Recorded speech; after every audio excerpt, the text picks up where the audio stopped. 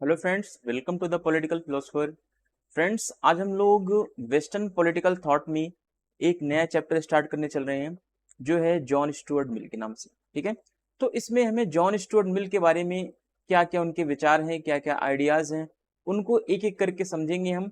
लेकिन उनको या मिल के आइडियाज को समझने से पहले हमें कुछ मिल के बारे में बेसिक चीजों को समझना जरूरी है।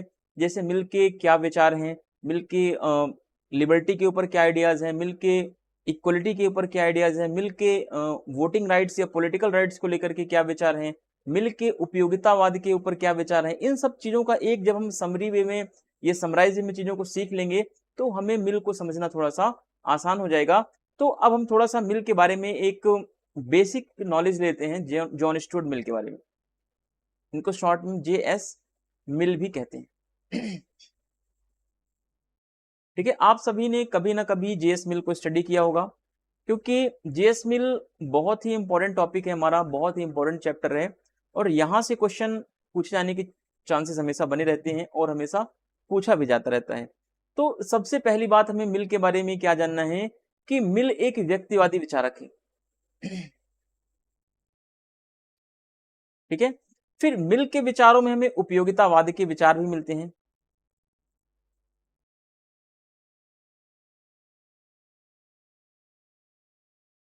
ठीक है, ऐसा कहा जाता है कि मिल जो है अंतिम उपयोगितावादी विचारक है, अंतिम उपयोगितावादी विचारक माना जाता है इसे।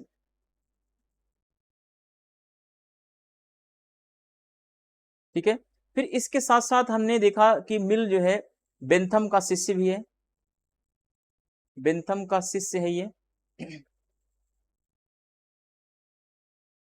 ठीक है, तो बेंथम का शिष्य होने के साथ साथ इसके विचारों में थोड़े बहुत विचार जो है बेंथम के विचार आपको देखने को मिलेंगे। हाँ, अब यहाँ पर एक चीज और समझना है कि जो व्यक्तिवादी विचारक होते हैं, ठीक है, व्यक्तिवादी विचारक क्या करते हैं, व्यक्ति की स्वतंत्रता पर बल देते हैं, व्यक्ति की स्वतंत्रता को महत्व देते हैं।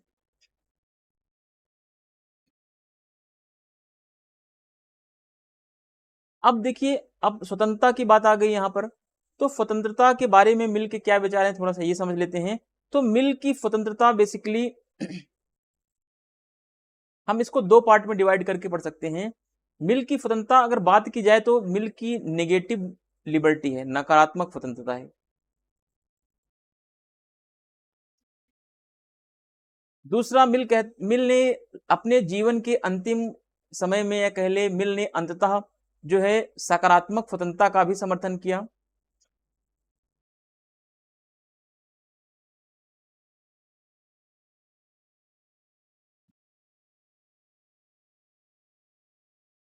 ठीक है, अब अब आपको समझना है कि नकारात्मक स्वतंत्रता क्या है थोड़ी सी, और थोड़ा सा आपको ये समझना है कि सकारात्मक स्वतंत्रता क्या है। ठीक है, तो मिल कैसा विचारक है, व्यक्तिवादी विचारक है। तो जितने भी व्यक्तिवादी विचारक होते हैं वो व्यक्ति की स्वतंत्रता को सर्वोच्च स्थान देते हैं। तो मिल जो है बेसिकली नकारात्मक स्वतंत्रता का समर्थक है, और नकारात्मक स्वतंत्रता का मतलब है कि व्यक्ति के मामलों में कोई भी हस्तक्षेप नहीं होना चाहिए, व्यक्ति के मामले में कोई भी इंटरफेयर नहीं होना चाहिए, कोई भी हस्तक्षेप नहीं होना चाहिए। ये तो नकारात्मक स्वतंत्रता कहता है। फिर आगे जो है सकारात्मक स्वतंत्रता में मिल ने क्या बोला, मिल ने कहा कि सकारात्मक स्वतंत्रता का मतलब क्या होता है, थोड़ा सा ये समझ लीजिए। सकारात्मक स्वतंत्रता का मतलब है कि व्यक्ति के कार्यों में हस्तक्षेप किया जा सकता है, या व्यक्ति की स्वतंत्रता में हस्तक्षेप किया जा सकता है। अब हस्तक्षेप करने के बहुत सारे आधार होंगे, जैसे कि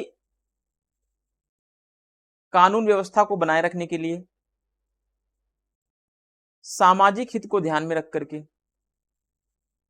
या कहने लोक व्यवस्था को ध्यान में रखते हैं। ठीक है, इन ये कुछ ऐसे आधार हैं जिनके आधार पर जो है सकारात्मक स्वतंत्रता में, यह कह लें सकारात्मक स्वतंत्रता को मानने वाले विचारक कहते हैं कि व्यक्ति की स्वतंत्रता में हस्तक्षेप किया जा सकता है, बशर्ते कि ये आधार होने चाहिए। ठीक है, तो ये का नकारात्मक और सकारात्मक स्वतंत्रता के बारे में थोड़ी बहुत चीजें आपको समझनी जरूरी है। अब मिल ने नकारात्मक स्वतंत्रता का ही समर्थन क्यों किया है, सकारात्मक स्वतंत्रता का समर्थन क्यों नहीं किया? तो आपको एक चीज पता चलेगा कि मिल एक व्यक्तिवादी विचारक है, आपको पहले मैंने बता दिया था। तो जितने भी व्यक्तिवादी विचारक होते हैं उनका एकमात्र उद्देश्य होता है कि व्यक्ति की स्वतंत्रता या व्यक्ति के कार्यों में कोई भी इंटरफेयर नहीं होना चाहिए, किसी भी व्यक्ति के द्वारा किसी दूसरे व्यक्ति के कार्यों में इंटरफेयर नहीं होना चाहिए, या राज्य के द्वारा व्यक्ति के कार्यों में इंटरफेयर नहीं होना चाहिए। तो ये नेगेटिव लिबर्टी को प्रमोट करने वाला विचारक है। अब मिल कहता है नेगेटिव लिबर्टी कहां लागू होगी और पॉजिटिव लिबर्टी कहां लागू होगी, ठीक है। तो इसके लिए मिल कहता है कि दो तरीके के कार्यों की बात करता है। मिल कहता है कि व्यक्ति के दो तरीके के कार्य होते हैं, एक होता है स्व से संबंधित, स्व संबंधित कार्य होता है, दूसरा होता है पर संबंधित कार्य।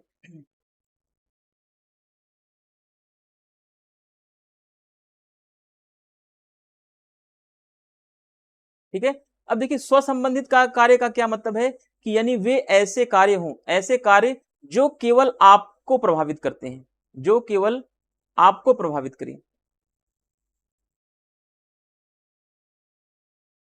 ठीक है, यानी कि कोई भी ऐसा आप कार्य कर रहे हैं जिससे जिससे उस कार्य से केवल आपके व्यक्तित्व पर, केवल आपके जीवन पर प्रभाव पड़ रहा है। जैसे मान लीजिए कि आप एक बंद कमरे में सिगरेट पी रहे हैं, ठीक है, सिगरेट पी रहे हैं, या आप बंद कमरे में ड्रिंक कर रहे हैं, अल्कोहल कंज्यूम कर रहे हैं, कुछ भी कर रहे हैं, तो जिससे कि उसका असर किस पर पड़ रहा है, केवल और केवल आप पर पड़ रहा है। तो मिल कहता है कि जो कार्य व्यक्ति के स्वयं से संबंधित जुड़े हुए हैं, ठीक है, जो कार्य स्वयं से संबंधित जुड़े हुए हैं उसमें राज्य जो है किसी भी प्रकार का कोई हस्तक्षेप नहीं कर सकता, राज्य कोई हस्तक्षेप नहीं कर सकता, नहीं कर सकता। अब मिल बताता है एक कार्य होता है पर से संबंधित कार्य, यानी दूसरों से संबंधित कार्य इसको बोला जाता है,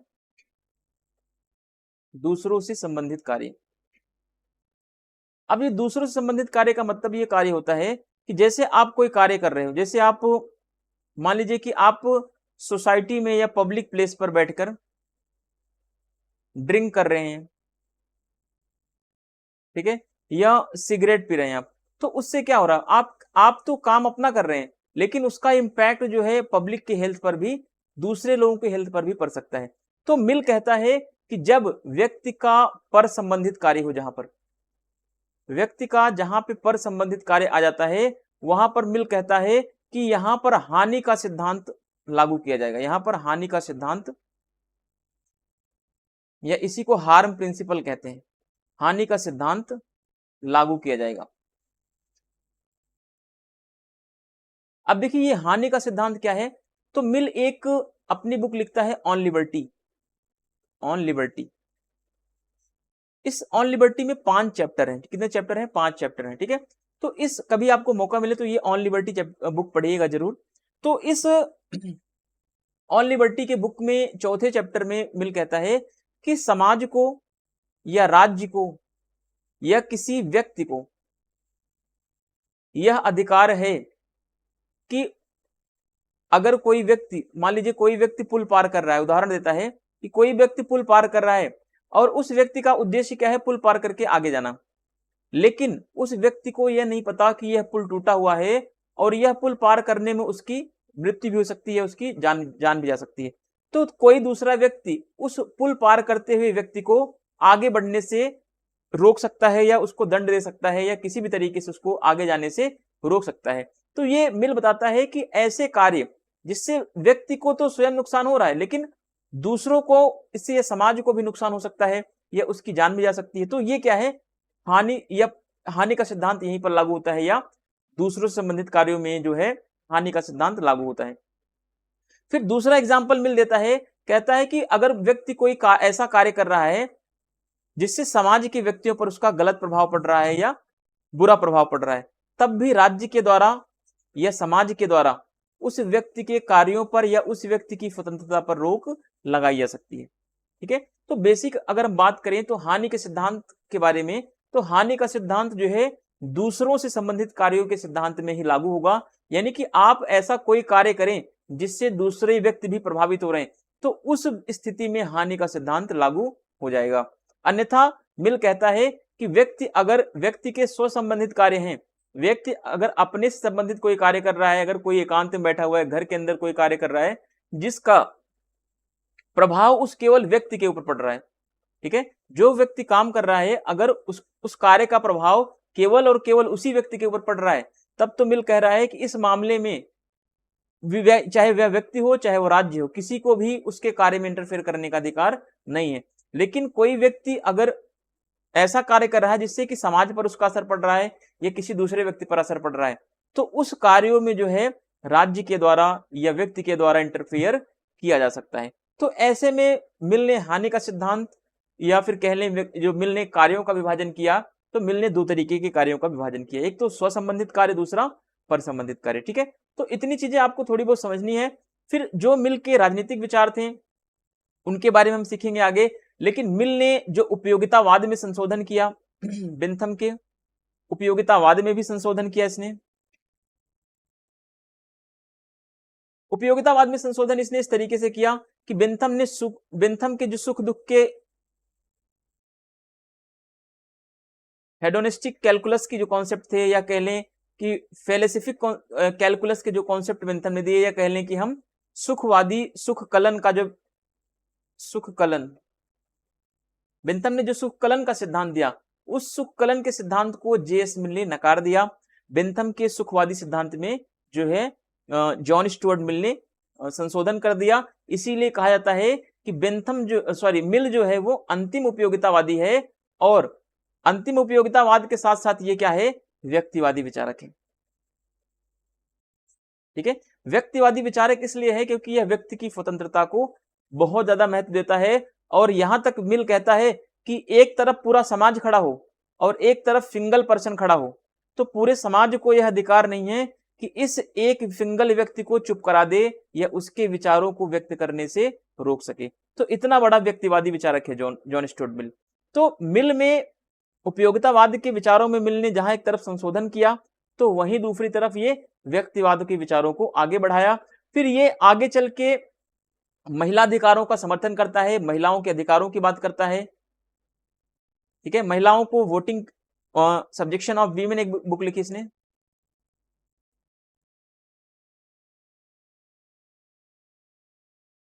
ठीक है। तो मिल ने क्या बोला कि महिलाओं को भी क्या मिलना चाहिए, महिलाओं को भी मताधिकार का अधिकार मिलना चाहिए। महिलाएं भी पब्लिक सेक्टर में पार्टिसिपेट करेंगी, महिलाएं भी वोटिंग राइट्स में पार्टिसिपेट करेंगी। यहां तक कि मिल ने महिलाओं के एजुकेशन की बात की। फिर जहां तक बात आती है अधिकारों को लेकर के, मिल जो है महिला के अधिकारों का समर्थन तो करता है, लेकिन जहां पर वोटिंग की बात आती है, एक बात ध्यान रखना यहां पर, ठीक है, वोटिंग की बात आती है तो मिल कहता है जो पढ़े लिखे लोग होंगे, पढ़े लिखे लोग जो होंगे वो एक से नहीं बल्कि 5 वोट दे सकते हैं, ठीक है। फिर जहां पर पॉलिटिकल सिस्टम की और बात होती है तो मिल ने रिप्रेजेंटेटिव या प्रतिनिधियात्मक शासन की बजाय मिल ने बताया कि शासन व्यवस्था में जो वोटिंग का सिस्टम होगा वो कैसा होगा, वो प्रोपोर्शनल वोटिंग सिस्टम होगा, प्रोपोर्शनल वोटिंग सिस्टम, ठीक है। तो मिल प्रोपोर्शनल वोटिंग का सपोर्ट करता है। जहां पे बेंथम ने एक व्यक्ति एक मत का सपोर्ट किया, वहीं पर मिल कहता है एक व्यक्ति अधिक मत दे सकता है, ठीक है। तो एक व्यक्ति एक मत एक मूल्य का जो सिद्धांत बेंथम ने दिया था, उस सिद्धांत को मिल ने नकार दिया। और यहां पर मिल आगे बेंथम से एक कदम आगे निकल जाता है। मिल कहता है जो पढ़े लिखे लोग हैं, जो संपत्तिशाली व्यक्ति हैं, उनको एक से अधिक वोटिंग का राइट होगा। तो यहां पर अब देखिए दूसरी चीज आपको और क्या समझनी है कि जहां बेंथम अधिकतम व्यक्तियों के अधिकतम सुख की बात कर रहा है, अधिकतम व्यक्तियों के अधिकतम सुख,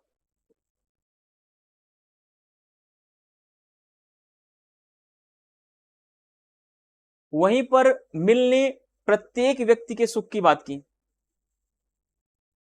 प्रत्येक व्यक्ति के सुख की बात की, ठीक है। क्यों प्रत्येक व्यक्ति के सुख पर बल दे रहा है, क्योंकि यह व्यक्तिवादी विचारक है। तो व्यक्तिवादी कहते हैं कि व्यक्तियों के योग से ही समाज का निर्माण होता है, तो समाज में हर व्यक्ति का महत्व क्या है, उतना ही है। तो इसीलिए मिल ने बोला कि प्रत्येक व्यक्ति के सुखों की बात करता है।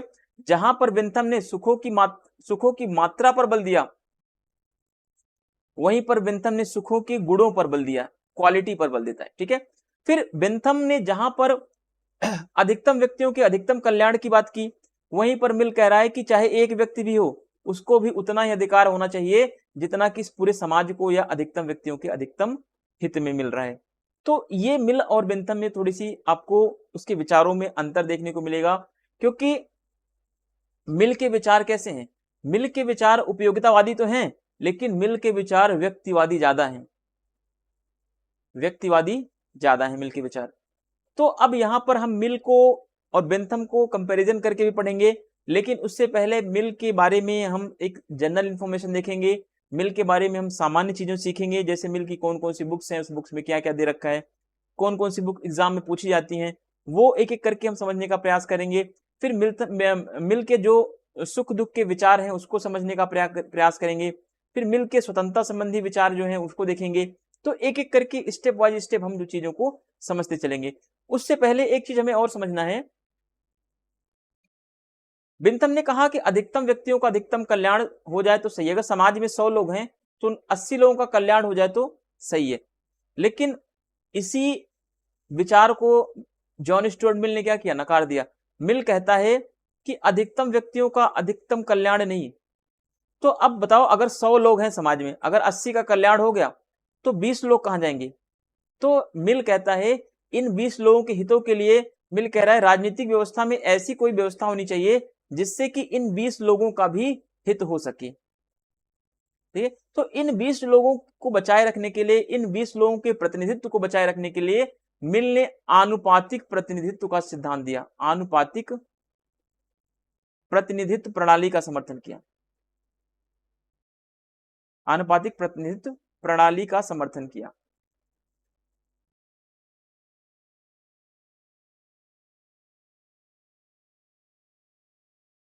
ठीक है, क्योंकि आनुपातिक प्रतिनिधित्व प्रणाली के माध्यम से समाज के अल्पसंख्यक, जो ये 20 लोग हैं, ये क्या है? अल्पसंख्यक हो गए हैं, क्योंकि 80 लोग तो क्या है? बहुसंख्या में है।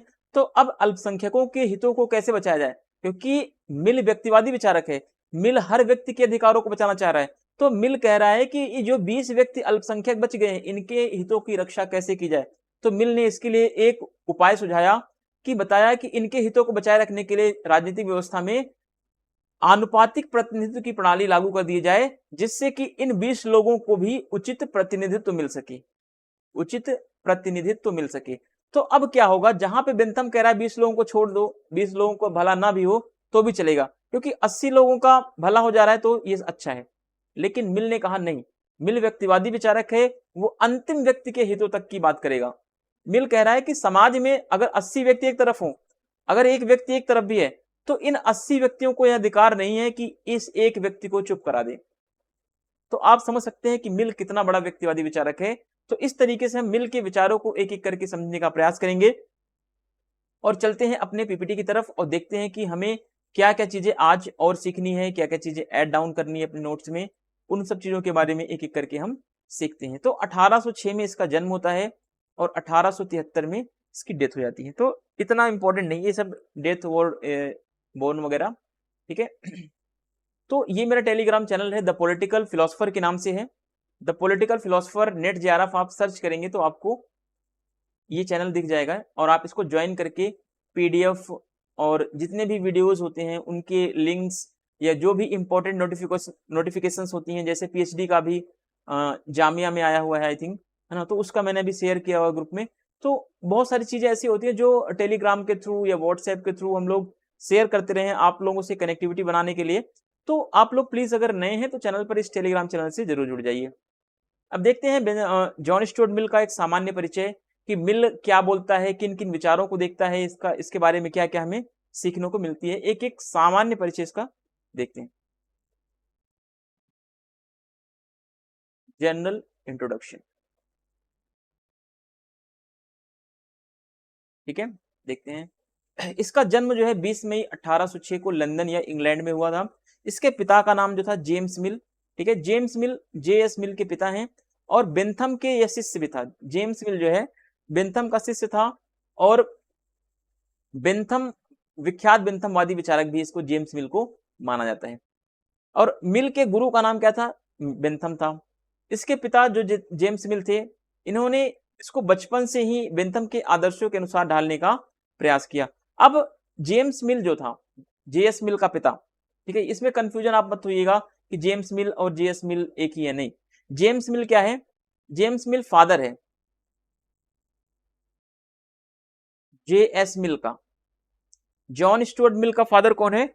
जेम्स मिल है। तो जेम्स मिल जो है स्टार्टिंग से ही जेएस मिल को बेंथम के आदर्शों के अनुसार ढालने का प्रयास किया, बेंथम के विचारों को इस मिल के विचारों में समाहित कराने का प्रयास किया कि बेंथम का प्रभाव जो है मिल के ऊपर पड़ सके।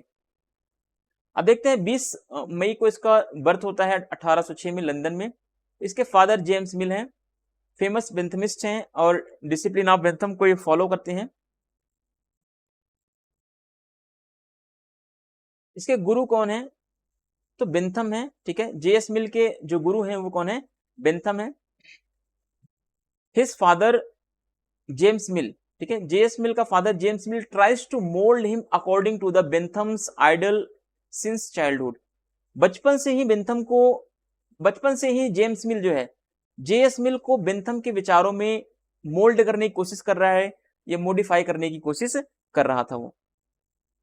अब आगे क्या होता है, 16 वर्ष की आयु में जैसे ही जॉन स्टुअर्ट मिल पहुंचता है, तो 16 वर्ष की आयु में मिल ने उपयोगितावादी एक सोसाइटी बनाई, ठीक है। ये सब इतनी इंपॉर्टेंट नहीं है, हालांकि मैं कोशिश करूंगा कि अगले वाले पार्ट्स में इन सब चीजों को कट डाउन करूं, जिससे कि थोड़ा सा सिलेबस हमारा शॉर्ट बन सके, है ना। बट ये होता है कि जब हम चीजें पढ़ रहे हैं तो इसमें भी लगे हाँ 10 मिनट और होता है कि चलो भाई 10 मिनट की बात है और इसमें ऐड ही कर देते हैं, क्योंकि जब भी आप पढ़ें तो थोड़ा सा आपको बेसिक चीजें तो पहले से स्टार्टिंग से पता होनी चाहिए, ठीक है। तो 16 वर्ष की उम्र में इसने क्या बनाई एक उपयोगितावादी सोसाइटी।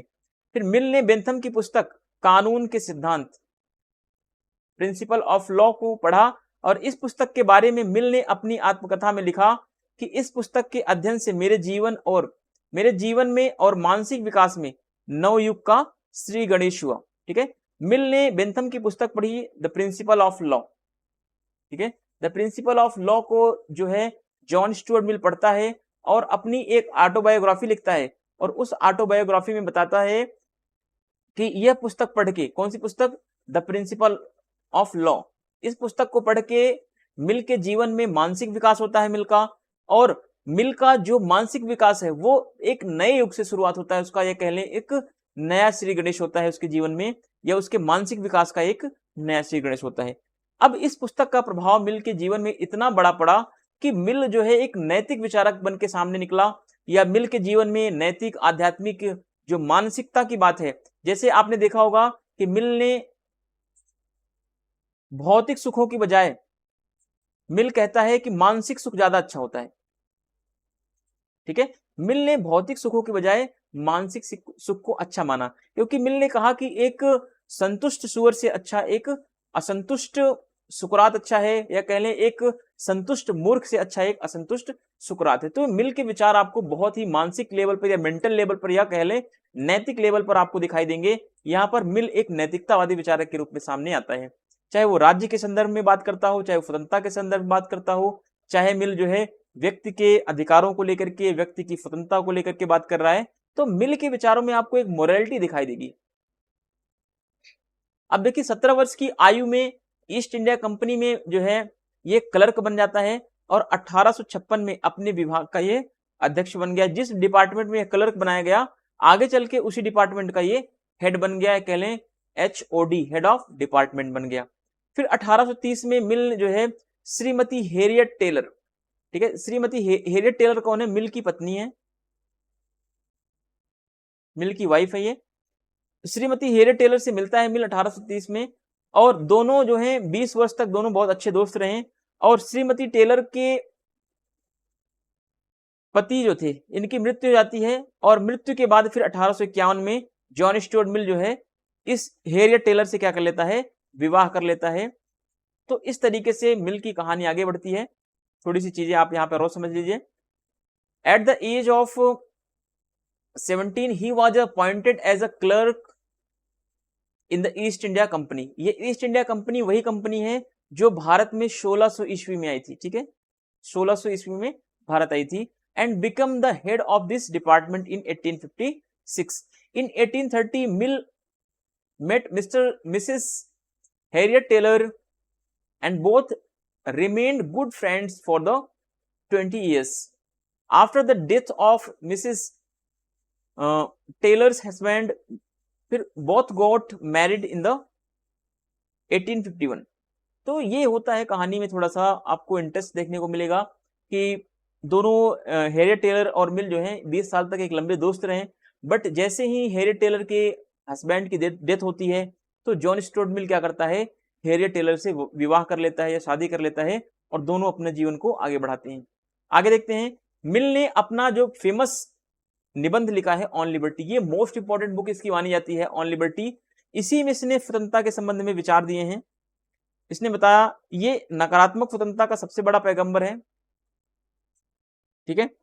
अब जो इसने ये बुक लिखी या निबंध लिखा इसने ऑन लिबर्टी, ये श्रीमती हैरियट टेलर को क्या था, समर्पित कर दिया, इसने अपनी पत्नी को समर्पित कर दिया कह लें। ये कभी कभी नेट के पेपर में पूछा जा सकता है, या फिर कभी आई थिंक मुझे लगता है कि ये शायद किसी प्रैक्टिस सेट में मैंने देखा था या किसी एग्जाम में देखा था कि ये क्वेश्चन पूछा गया है कि ऑन लिबर्टी जो बुक है वो मिल ने लिखी है, लेकिन किसको ये समर्पित किया है, तो अपनी वाइफ को इसने श्रीमती हैरियट टेलर को समर्पित किया है।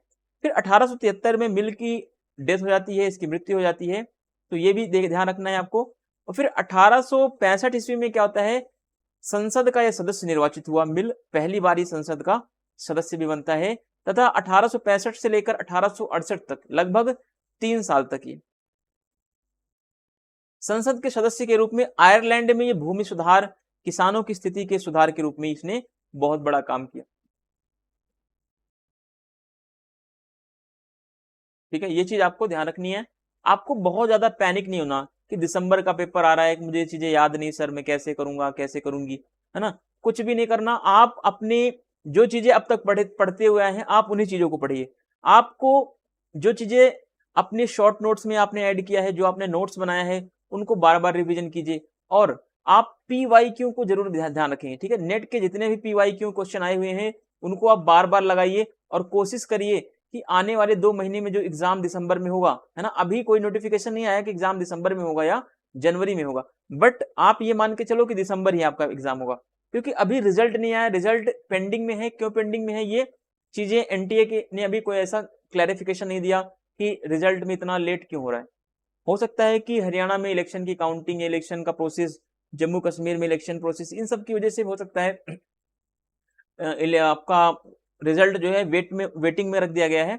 बट मेरा तो ये मानना है कि रिजल्ट को कभी भी ये, बल्कि इलेक्शन पेंडिंग में हो जाए तो चलेगा, लेकिन रिजल्ट कभी भी पेंडिंग में नहीं रखना चाहिए, क्योंकि इसमें फ्यूचर है स्टूडेंट्स का, है ना। अब देखिए दूसरी चीज आपको क्या करनी है, अब जो 2 महीने का टाइम आपके पास है, मान लीजिए अक्टूबर को आप जाने दीजिए, ठीक है, नवंबर और दिसंबर, ठीक है। अगर अक्टूबर को भी काउंट करेंगे तो 15 तारीख से अगर काउंट कर रहे हैं तो दिसंबर तक भी आपके पास लगभग 70 दिन का टाइम बचता है। इस 70 दिन में आप ये कोशिश करें कि लगभग आप 200 क्वेश्चन पर डे, 200 क्वेश्चन जो है पर डे के हिसाब से आप एक बना लें कि हमें 200 क्वेश्चन की प्रैक्टिस डेली लगानी है।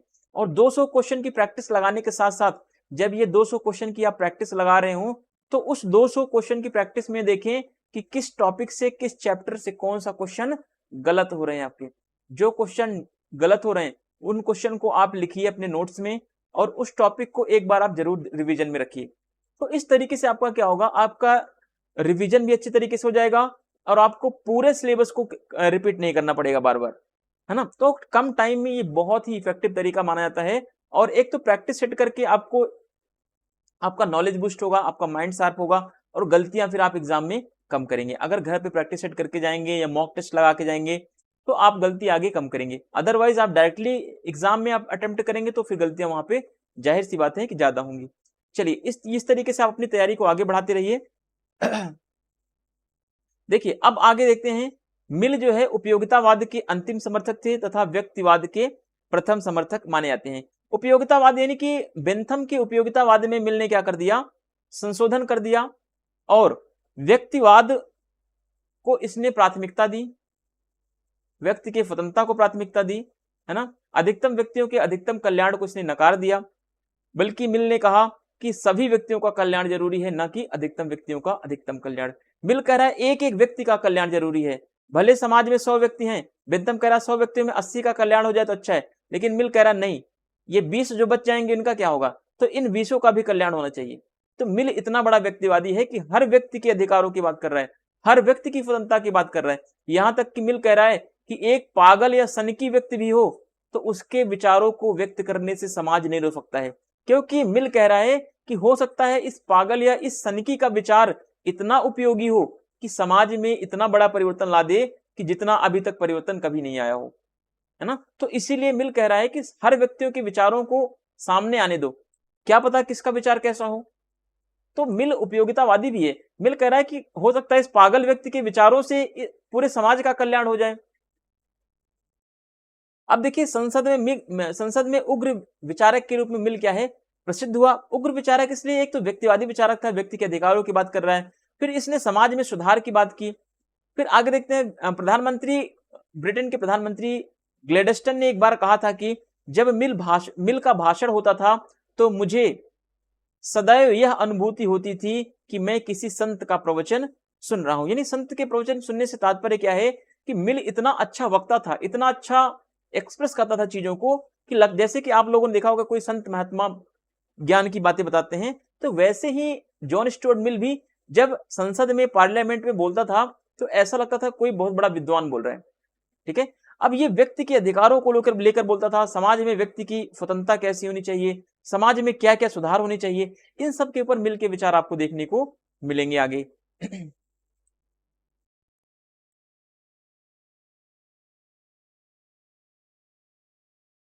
अब आप लोग सोच रहे होंगे कि सर 3 दिन से वीडियो नहीं डाल रहे थे। 3 दिन से वीडियो डालने का एक्चुअली मेरा मन भी नहीं था कि अब मैं कंटिन्यू करूं आगे, क्योंकि बच्चों आप लोगों का कॉपरेशन बहुत कम होता है, तो इस वजह से कभी कभी मन करता है यार कि जो पहले मेरी प्रायोरिटी है काम करने की, या कोचिंग क्लासेस जो हैं या कॉलेज की जो प्रायोरिटी है, जो उनके काम होते हैं पहले उनको निपटाया जाए, फिर ये ऑनलाइन तो बात चलता रहेगा धीरे धीरे अपना, है ना। बट फिर ये मन में आता है नहीं, कोर्स को कंप्लीट कराना है, बच्चों के लिए छोड़ नहीं सकते हम। फिर मैंने सोचा कि चलो भाई साइड बाय साइड इसको भी कंटिन्यू रखेंगे, कोशिश करेंगे पर डे क्लास डालें, है ना। जैसे आपका कंट्रीब्यूशन आप लोगों का बढ़ता जाएगा वैसे वीडियो में भी मेरा कंट्रीब्यूशन बढ़ता जाएगा। आई थिंक जैसे आप लोग इसकी व्यूज या रीच या सब्सक्राइबर बढ़ते जाएंगे वैसे वैसे वीडियो की जो क्वांटिटी है ना, वीडियो की संख्या जो है 1 से 2, 2 से 3, ऐसे इस तरीके से भी पर डे के हिसाब से मैं बढ़ाता जाऊंगा। वो आप लोगों के रिस्पॉन्स के ऊपर रहेगा, जैसा आप रिस्पॉन्स देंगे वैसे मैं चीजों को आगे बढ़ाता जाऊंगा। ठीक है, आगे देखते हैं। Mill was the last supporter of utilitarianism and is also considered the first supporter of the individualism. ठीक है, ये फर्स्ट इंडिविजुअलिज्म को सपोर्ट करने वाला थिंकर है, और ये अंतिम विचारक है उपयोगितावाद को सपोर्ट करने वाला। He was the famous as a radical thinker in the parliament. Prime Minister Gladstone once said that whenever Mill used to give a speech, I always felt as if I was listening to the sermon of a saint.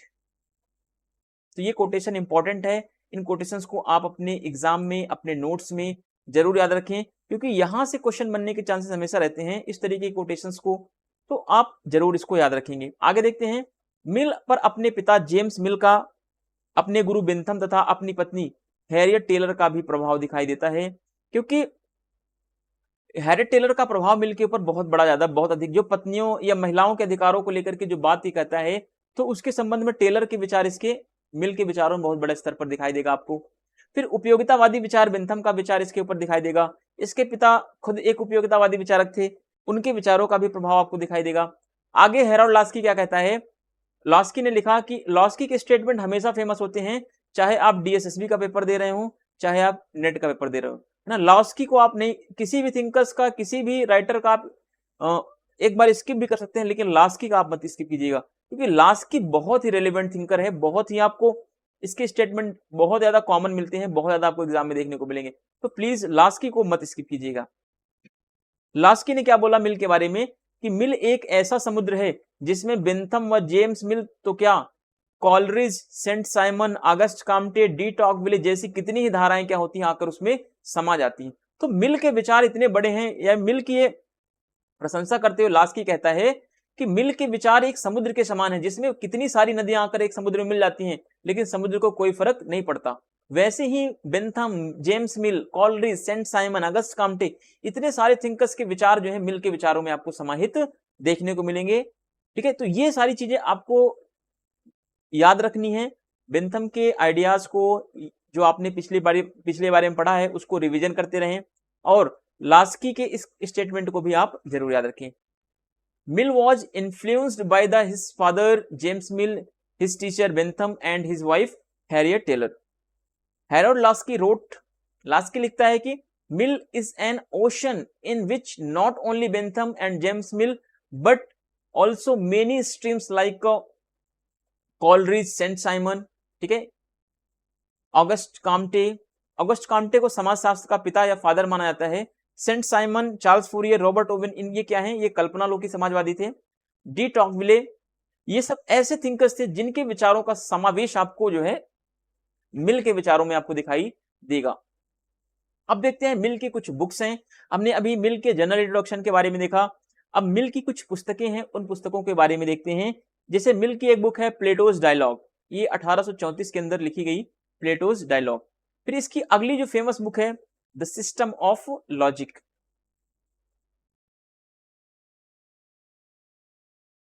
न्यायिक अनुसंधान पर लिखा गया ग्रंथ है। इसमें judicial research के ऊपर या जुडिशियल रिसर्च के बारे में इसमें लिखा गया है द सिस्टम ऑफ लॉजिक में। इस पुस्तक में मिल ने लॉक के अनुभववाद, ह्यूम के सहयोगी मनोविज्ञान तथा न्यूटन के भौतिक शास्त्र को क्या किया है? शामिल किया है। अब देखिए जो सिस्टम ऑफ लॉजिक लिखी गई है इसमें लॉक के अनुभववाद का प्रभाव दिखाई देगा, ह्यूम के सहयोगी मनोविज्ञान का प्रभाव दिखाई देगा, फिर साथ के साथ न्यूटन के जो भौतिक लॉ हैं या फिजिकल लॉ जो है उसके बारे में भी आपको दिखाई देगा। तो ये सिस्टम ऑफ लॉजिक जो है इंपॉर्टेंट बुक है। हाँ, एक चीज और आप याद रखेंगे, मिल की पुस्तकों का क्रम, पुस्तकों का कालक्रम याद रखेंगे। ठीक है, ये इंपॉर्टेंट है मिल के बारे में। हो सकता है कि शायद से ऊपर नीचे या जो भी हो गया होगा। ठीक है, आप इसके लिए आप एक नोट्स बना लीजिए शॉर्ट में कि आप ईयर वाइज या इनको बुक्स को, जैसे जो मोस्ट इंपॉर्टेंट थी जैसे अंबेडकर को, गांधी को, रॉल्स को, है ना, इन सबको आप क्या करो कि जॉन स्टुअर्ट मिल को, मैरी वॉलस्टोनक्राफ्ट को, है ना, उसके बाद आपको कार्ल मार्क्स को, लेनिन को, और इन सब थिंकर्स, ऐसे कुछ थिंकर्स है जिनको एग्जाम में बार बार पूछा जाता है। और बार बार पूछने में क्या पूछता है, आपको तो सामान्य चीजें इनके बारे में पता है, लेकिन आप डिफीट कहाँ पे होते हैं, मार कहाँ खाते हैं, इनकी पुस्तकों का कालक्रम याद करने में। तो भाई एक छोटी सी चीज है यार, इसको याद कर लो, क्यों आप 2-3 नंबर खराब करते हो हर बार, है ना। तो इसमें बहुत बड़ी चीज नहीं है, आप इसको याद कर लीजिए। आपको बेंथम के बारे में, कार्ल मार्क्स के बारे में कॉमन चीजें सारी पता है ना, लेकिन आपको जब बुक की सीक्वेंस याद रखने की बात है तब आप भूल जाते हैं, वहां पर गलती कर जाते हैं। तो एक छोटी सी चीज यही याद करनी है, तो ये भी याद कर लीजिए, इसमें कौन सी बड़ी बात है। आप इसको लिख करके 2-3 बार में याद कर सकते हैं। फिर इसकी अगली बुक है some unsettled question in political economy, इसका ईयर वाइज, ठीक है, ये भी आप ध्यान रखेंगे, ईयर इसका मुझे नहीं मिला आई थिंक। चलिए आगे देखते हैं। फिर इसकी अगली बुक है the principle of political economy, 1868 में 1868 में इसका चौथा संस्करण आया, जिसमें कल्याणकारी अर्थशास्त्र का समर्थन किया गया है। नोट करके यहाँ पे दे रखा है कि 1848 में कार्ल मार्क्स का कम्युनिस्ट मैनिफेस्टो भी आया, जिसको साम्यवादी घोषणा पत्र भी कहते हैं।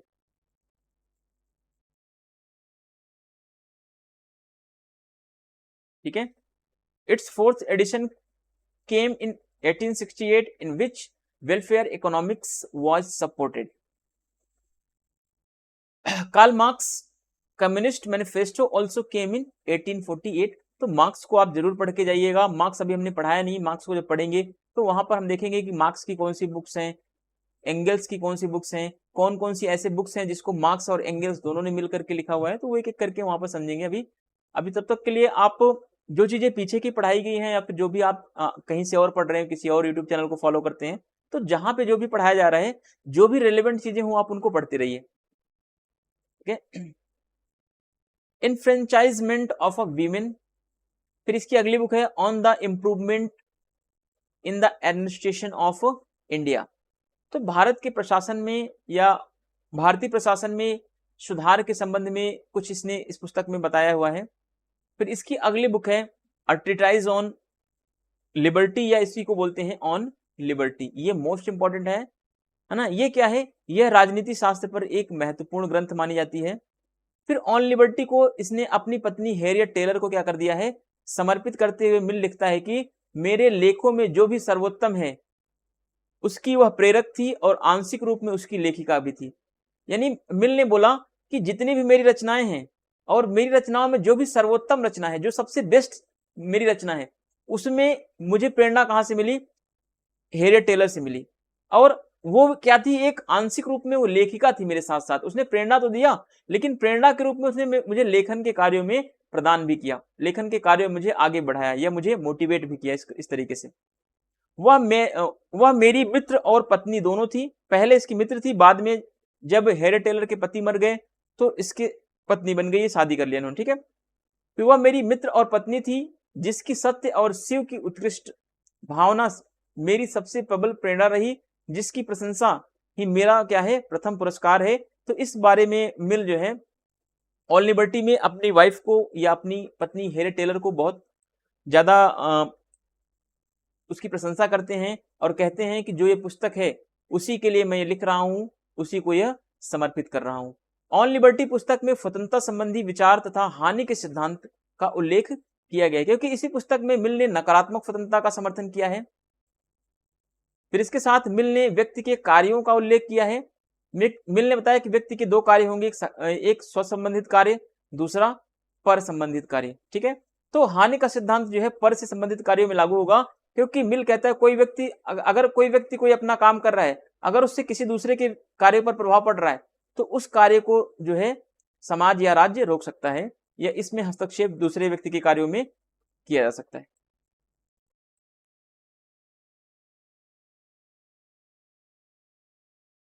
चलिए, तो ये चीजें आप थोड़ा सा ध्यान रखिएगा। फिर अगली बुक है इसकी थॉट्स ऑन पार्लियामेंट्री रिफॉर्म्स, ठीक है। थॉट्स ऑन पार्लियामेंट्री रिफॉर्म्स, ये इंपॉर्टेंट बुक है, ये भी आप याद रखेंगे। फिर इसकी अगली जो इंपॉर्टेंट बुक है consideration of a representative government, जो 1861 में लिखी गई थी। इसमें इसने प्रतिनिधि सरकार की बात की, आनुपातिक प्रतिनिधित्व का समर्थन किया या रिप्रेजेंटेटिव गवर्नमेंट, या describe a system of a proportional representation. इसने आनुपातिक प्रतिनिधित्व प्रणाली का इसलिए समर्थन किया क्योंकि यह अल्पसंख्यकों के हितों के लिए क्या थी, अच्छी थी, अल्पसंख्यकों के हितों के लिए अच्छी थी।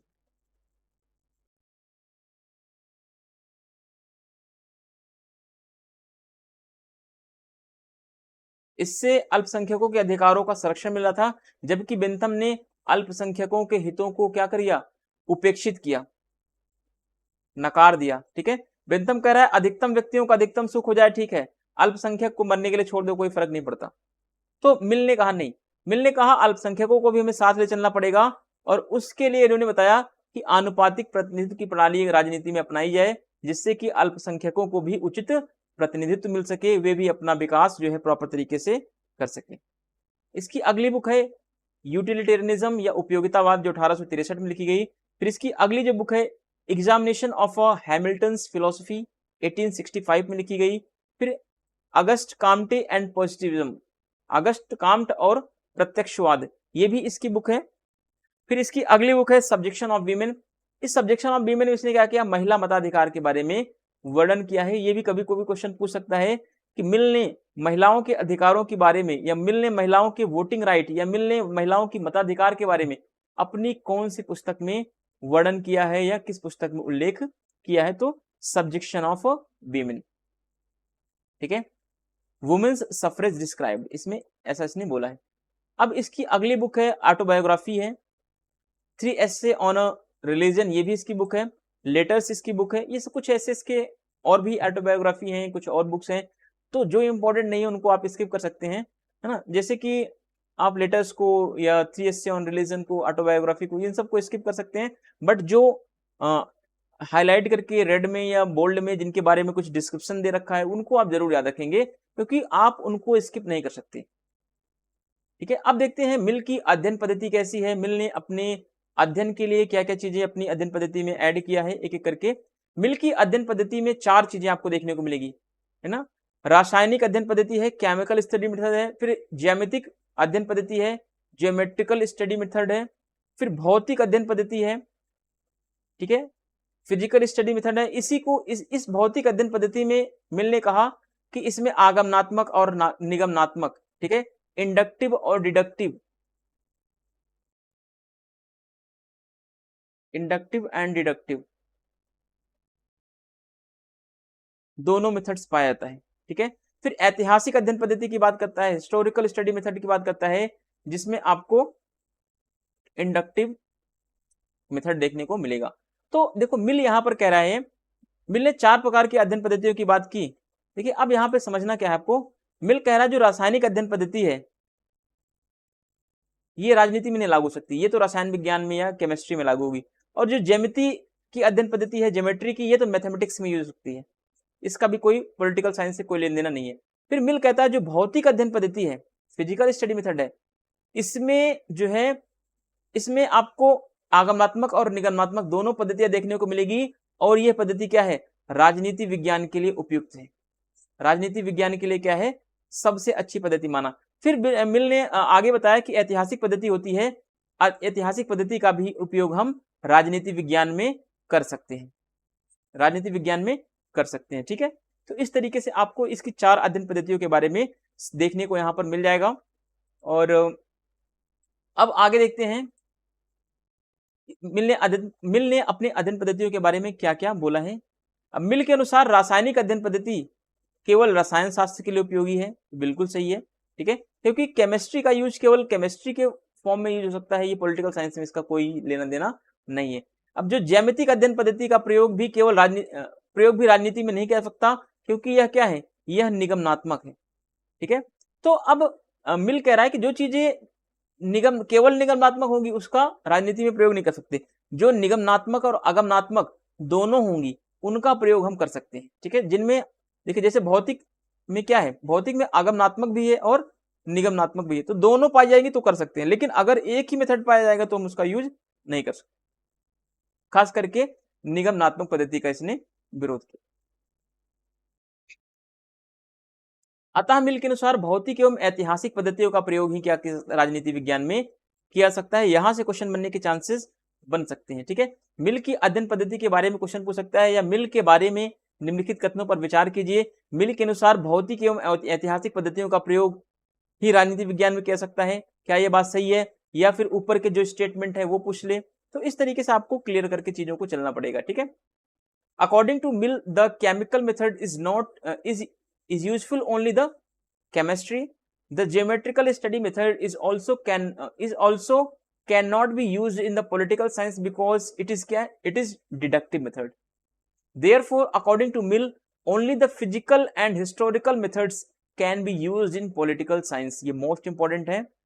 बेंथम मिल कह रहा है कि जो फिजिकल स्टडी मेथड है, ये क्या है, फिजिकल स्टडी मेथड और हिस्टोरिकल स्टडी मेथड, यही दो मेथड्स जो हैं पॉलिटिकल साइंस में यूज किया जा सकते हैं, अदरवाइज कोई और मेथड पॉलिटिकल साइंस में हम यूज नहीं कर सकते।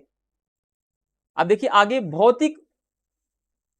भौतिक अध्ययन पद्धति जो है इसमें निगमनात्मक व आगमनात्मक दोनों का मिश्रण है, तथा ऐतिहासिक अध्ययन पद्धति आगमनात्मक होती है। तो आपने यहाँ पे ऊपर चार्ट के माध्यम से भी देख लिया था कि भौतिक अध्ययन पद्धति में आपको दोनों चीज देखने को मिलेगी, आगमनात्मक और निगमनात्मक। फिर वहीं पर आपने ऐतिहासिक अध्ययन पद्धति देखा जिसमें आगमनात्मक का प्रभाव आपको दिखाई देगा। तो यही दो पद्धतियां हैं, भौतिक और ऐतिहासिक, जो राजनीति विज्ञान में यूज की जा सकती हैं। अदरवाइज ऊपर की दो पद्धतियां रासायनिक और ज्यामितिक, इन दोनों का यूज पॉलिटिकल साइंस में नहीं हो सकता, ऐसा जॉन स्टुअर्ट मिल का मानना है। चलिए आगे देखते हैं, नोट करके है। मिल ने अपनी रचनाओं में भौतिक एवं ऐतिहासिक पद्धति का मिश्रण प्रयोग किया है, ठीक है, ऐतिहासिक पद्धति का मिश्रण प्रयोग किया है। यानी मिल की रचनाएं जो होंगी, मिल के जो लेखन शैली है उसमें आपको भौतिक और ऐतिहासिक दोनों पद्धतियों का मिश्रण मिलेगा, यानी कि आगमनात्मक प्लस निगमनात्मक दोनों मेथड्स आपको मिल के विचारों में देखने को मिलेंगे, या उसकी रचनाओं में मिलेंगे। कह सकते हैं इंडक्टिव और डिडक्टिव दोनों मेथड्स का यूज जो है मिल की स्टडी में किया गया है, या मिल की स्टडी या इसकी रचनाओं में किया गया। इन दोनों के समन्वय को क्या बोला गया, इन दोनों के समन्वय को समाजशास्त्रीय पद्धति भी कहा गया है। The coordination of these two is called sociological methods. ठीक है, तो इस तरीके से आप अपनी चीजों को क्लियर वे में समझते चलेंगे। जो मोस्ट इंपॉर्टेंट है, जो रेड में करके लिखा गया है, उसको आप अपने नोट्स में ऐड करते जाएं। अब अगले पार्ट में हम देखेंगे मिल के उपयोगितावादी विचारों को।